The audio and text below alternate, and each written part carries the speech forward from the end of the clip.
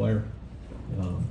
He played tough in the playoff game here, and I'm watching him play the last few weeks, and man, he's physical. He runs hard.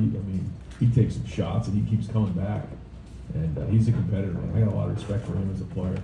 He throws, got a strong arm, and he's been doing a lot for his team. And you watch him on the field; he's a warrior. So we'll take all that into consideration, just and look at everything. But we know this is a great challenge for our team, and it starts with trying to make sure that we're in a good place, obviously, with our roster as we head into December, and then you have the portal, and with that, there's a lot of challenges. As you have retention, and you have guys who are at other schools, and we want to make sure that we're continually recruiting high school players that we can develop. And there's a little bit based on how far we go this season and what happens, that will adjust sort of how we end up getting to our number at the end of the year. But we want to make sure that we're flush at all areas, and that's at the high end, in terms of the starters, the older guys, and then certainly with the young guys as we're developing them. So we want to make sure that this the way we're building the roster is the right way, and a lot of it has to do with high school guys coming in. So we're trying to project it the best we can, but obviously it's floating around. Part of that targets related to the one portal window, maybe like kind of requiring you to have more high school guys? Yeah, that's the case, because you can't be short. And I've said it before. Whoever plays past when the portal closes, late into the season, is going to really be at a disadvantage, because there's no way to replace those guys once the 5-day window opens after the final game. So, we all have to make sure that we're not short. That's our job. So we're going to make sure that we're in good shape here and we're flush. Yeah, he's an option. He played in the game. I thought he had some good movement in the running game, did some good things. So we'll see how this week goes. But we're going to keep pushing the envelope on it and keep grinding on it. But he did have some good snaps in that game, and hopefully we can get him to play at a certain level that we needed to play in order to finish the season the way we want to. Josh, we're expecting a full week from Josh. We'll see how today goes. But he and Phil both, we'll kind of see as the week goes on, but we're expecting a full week of work out of those guys.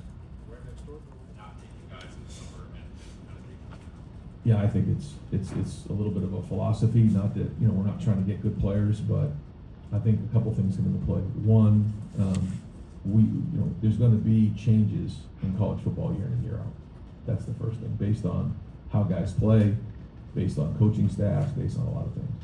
The second part of it is the evaluation of their senior year. So when you take those two things into consideration, the projection was that last spring we were going to be a lot different place in November and December than we were in June. And I think the biggest part is we had more information about the players, because with the amount of resources that we're investing in these young men nowadays, you better be right. That's the most important thing. In the past, you could bring in whoever you wanted. Maybe they were ranked high or whatever. If they didn't work out, they didn't play, or maybe it took 3 or 4 years for them to get on the field, or maybe they tried another school. You can't have bad investments anymore. It's really important. This is critical decisions, and so we want to make sure that we're turning over every stone and making sure we're right in our decisions. Not that it's 100%, but we got to do our part. We do our due diligence to make sure that when we evaluate these guys, we have all the information that we possibly can to do what's right. So by the university. Sometimes year 4, but where the program kind of kicks in. What I mean by that is like all the work that they've done up to that point, it all starts to come together. And I think you see that with a lot of our guys, but in particular with Arvell. He was a very productive player in high school. Coach Ginn did a great job of bringing him along and providing a mindset of what it means to be a Buckeye. And that's critical, what it means to play at Ohio State. And Arvell has that mindset. He had it the minute he walked in the door. And I think Arvell never gets distracted with noise. He just focuses on what matters. And that's a unique trait. We were talking about this the other day.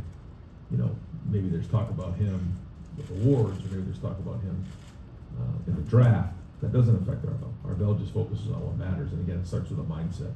But I think early in his career, he could have very easily, been discouraged because maybe he didn't play as much early on. we moved the D-line for a couple months, and all those things helped him. And then he sat and watched Cody, he watched Sonny, and now his athletic ability, his mindset, and now, you know, the understanding of what goes on in that room and what James has done in terms of, you know, just the football IQ in that room is allowing him to play at a high level. And I think all that combines to what you're seeing on the field. I think the number one goal is to win and for team goals of winning championships. And if the guys understand that, then I think it's great to promote that. I think if we start to feel like we have a bunch of guys that are self-promoters or that are playing the game to try to get statistics and get awards, then I don't think that we should focus on that. And we're not focused on that. But I think our guys understand that if you win as a team, then everybody's gonna do well. And I think that's the case. I think you can see that with Jeremiah, you can see that with Julian. They both are pulling for each other. I think the way that our guys, you know, lift up their teammates, that all matters. So if I started to feel like it was becoming an individual thing, then yeah, we'd probably put a stop to it. But I think this is a team who understands, you know, how important it is to win as a team and not individually. And that's a message that we've been talking about for a long time, about being unselfish. And the best team in the country is going to win, and once selfishness starts to kick in, that's players and coaches included, that's when we get distracted. And you know, obviously it's my job to keep a close eye on that. It's I think we had over 70 plays this past week, so that was great to get. And the defense, I think, had 37 going into the last drive. So there's a lot of good there. But I think, you know, it's kind of the way you know, we operate. You know, we operate out of the huddle. And I think when you look at it from the beginning of the season, you know, you look at it from 20,000 foot view, and you say, well, you know, we can cut down the number of plays to keep our team healthy and fresh towards the end of the season. That's important. But once you kind of get in their rhythm of huddling, you get used to that, and the guys get comfortable with that, as opposed to the other part of it. But we also need to be able to do that when we need to do it. And when I say need to, you know, it's based on what's going on with the game. You know, we're not all of a sudden just going to go tempo because like we just want to go tempo. It has to give us an advantage. And when we're all on the same page and we're being efficient in what we're doing and we're executing at a high level, like that's what's most important, period. And so, you know, we're still chasing that. We're not there. But changing the tempo does help. Or if you find yourself in a situation like we did a 2-minute drill, we have to play on the ball. That's good. It keeps defenses, you know, on their heels a little bit as a change up. So, you know, we'll keep looking at it, but we're not just going to do it to do it. I think, quite honestly, you know, for the most part, the defenses and defensive coordinators really have caught up to just playing tempo all the time. They can see your formation and call your defense based on how you line up. And so that's where the coach and player communication sort of changed things. And all those things have combined to where we're at right now, and that's why we focus so much on efficiency. But we also want to be really explosive as well.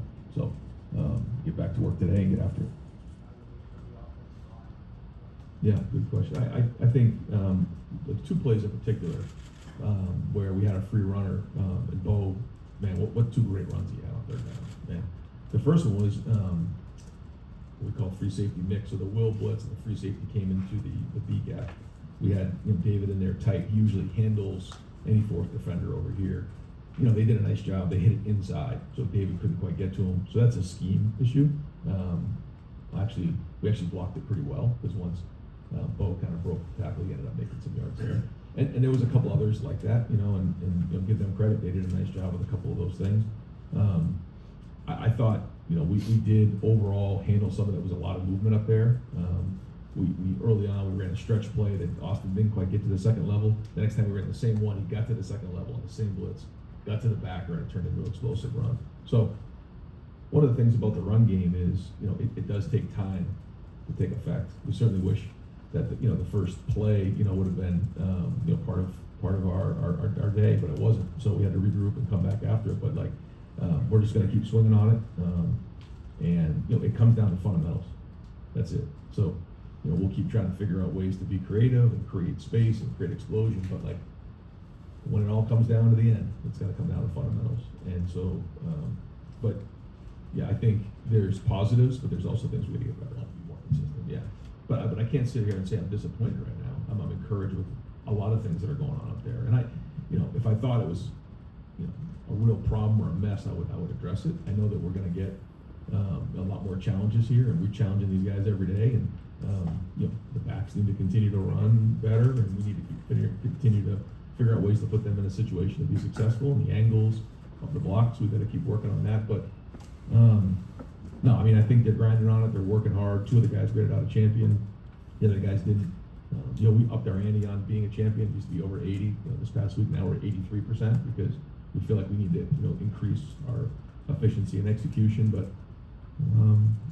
yeah, I mean, I think there's a lot of good there, but certainly, you know we need to, you know, get in terms of winning a championship. So we want all those guys to grade out over 83%. Part of it is you try to put guys in a situation to be successful. I think when you looked at the group we had on the field, that was a pretty twitchy group we had. And you figure out where it goes. Sometimes it's a little bit of a laboratory to figure out, you know, once they're in that moment, what does it look like? You try to project. Some things are great. I thought, like, you know, our package with Lincoln was well thought out, you know, and what went on with that. Sometimes you do it and it doesn't work out the way you thought it would work out. But I think at this time of year, it's more about putting the people in the right positions to be successful. And then, like you said, having curveballs and changeups are good. And then sometimes, you know, they're good for one or two shots. Sometimes, you know, you come back and you build off of that package, and then it kind of goes from there. So I think you can tell on both sides of the ball, you know, we just look a little different than maybe we did last year. You know, from formations to alignments to fronts to coverages. I think they all, CJ's the most veteran there. You know, the other guys, like, you know, Bo didn't, you know, actually didn't play a whole bunch of running back actually in high school, and then he got hurt, you know, late in the season. So, like, he hasn't played a ton of football. Isaiah West, you know, was injured, you know, his senior year. You know, James didn't really get a lot of carries last year, so same thing with him the senior year. And so these guys haven't, you know, played a lot of football. So the more carries we can get them, the more we can get them into the game, the better. The good news is, to your point, that, you know, we have 4 of them, where there's been seasons where we've had 2 and then one of them gets hurt, you know, like it's a scramble. So I think we've done a good job of that. And the more they play, the more they're getting comfortable. And I thought that group took a step, even though maybe it only looked like a little step to everybody. There was a lot of things that I saw they took a step on. I thought the 2 runs by Bo in the short yardage situations were excellent. I mean, that was a free guy in the hole. But that's how Quinshawn looked last year, you know. You know, some of the explosive runs that we got with Trey last year, it was good to see Bo hit one. We got called back, but that's what we're looking for. And then obviously in pass protection, I thought CJ did a nice job picking up a couple blitzes. So, but that's it, man. When you have a young room like that, you got to keep getting them out there, getting experience, and they got to keep growing and not make the same mistake over and over again. So, and then trying to identify are there schemes that they do better in than others, and that's the day-to-day grind we're on. I think once you start playing games with somebody, you spend more time with them, and you see them on the field, you give them the benefit of the doubt in terms of what he's thinking, and you know, he's you know, not quite there yet, but like I understand now that like he is putting the preparation in. I kind of understand how his mind works, and you know, there's certain times where you know you gotta bark at him to make sure that you know he's locked in. You know what I mean, as a young player, but like I see a guy who is locked in a lot. So like I'm kind of over that stage, and now it's more about the football and what he's seeing, the decisions he's making, and the preparation, and making sure that he's focused and locked in and concentrating on each situation and what comes with it. And as the scheme continues to increase week in and week out, you know how important every single play is.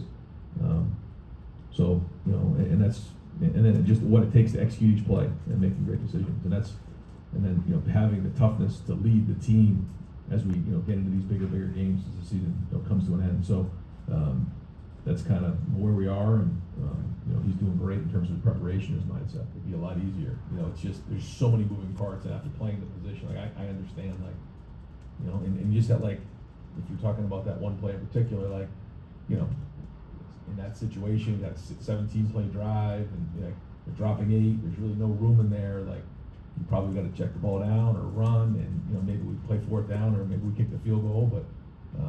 You know, there's just so many bodies in the end zone when it's a 3-man rush. It gets really hard, and if you're gonna make that throw, it's gotta be like really tall, top shelf, where he can catch it. But like those are the things that you know, it's so hard to replicate, and you gotta learn. Like, and but he knew it the minute he knew it. He knew it. He came right over, and that wasn't a situation where,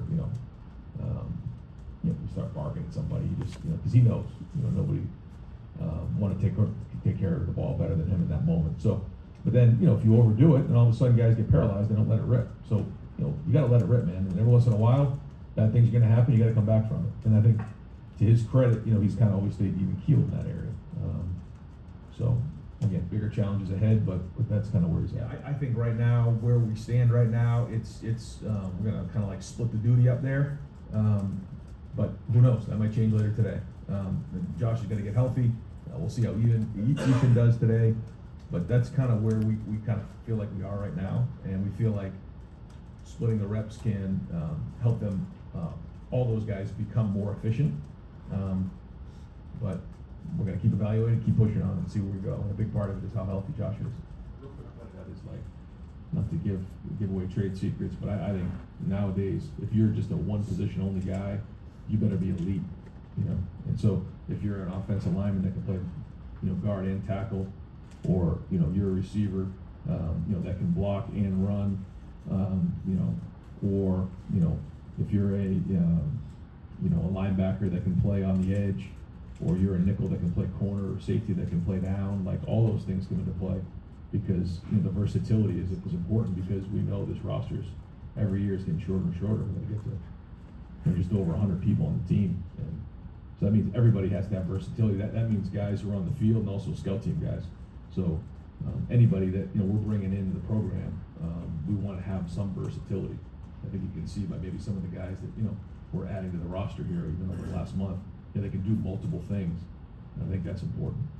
Guys like Xavier Johnson, like think about how many roles he played. A guy like Mitch Rossi, these guys, they became very important in those seasons because they could do multiple things. And so the more guys like that we can have in the program, I think the better off we're gonna be.